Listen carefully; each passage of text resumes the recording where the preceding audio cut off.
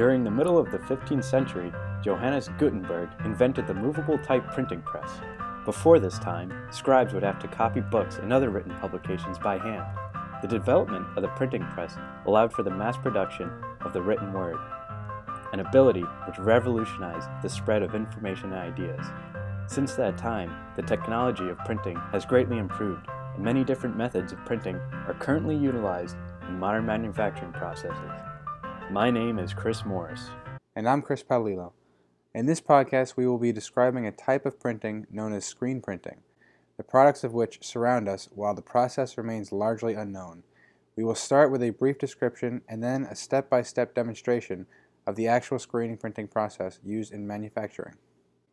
Throughout the 20th century, screen printing became widely popular as a cheap and reliable method of transferring images and words onto a variety of materials. We see it on consumer products, packaging, advertisements, sports memorabilia, and perhaps most commonly, on our clothes. Many of you, right now, are probably wearing a t-shirt with a screen-printed image without even knowing that you would be one of our real-world examples. The process of screen printing begins with a design that is transferred to a tightly stretched polyester screen which is permeable to ink. The screen becomes a reusable pattern which can be used to consistently produce the same design over and over again.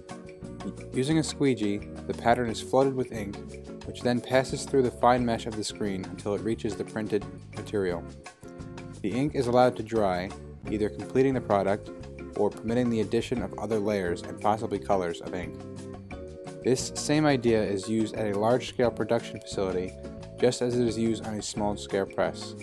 In this podcast video, we will demonstrate the entire process of small-scale screen printing, from design to production. Our process starts with an idea. Let's show a little school spirit and take pride in our major, mechanical engineering. A pattern must be created for each layer of ink applied to the print material. Each layer can only consist of one color.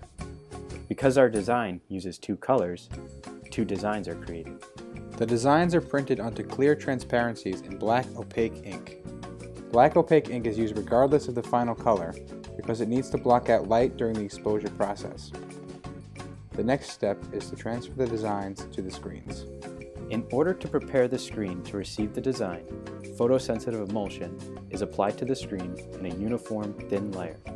The emulsion is water-soluble when dry, but becomes insoluble once it is cured by exposing it to light. This process must be completed in a dark room with minimal light to keep the emulsion from curing prematurely. After the emulsion is dry, we are now ready to expose the screen. The ultraviolet light cures the dried emulsion in a specified period of time. The emulsion covered by the pattern does not cure, and it is easily washed away with water. The washed away areas will later allow ink to pass through the screen and onto the print material. After the design is washed out, we are now ready to set up the screen printing press. The printing press we are using is manually operated and was made right here in the shop. It consists of 4 wooden arms attached to springs and hinges, which are fastened to a swiveling platform. The 4 arms allow 4 colors to be printed in one process.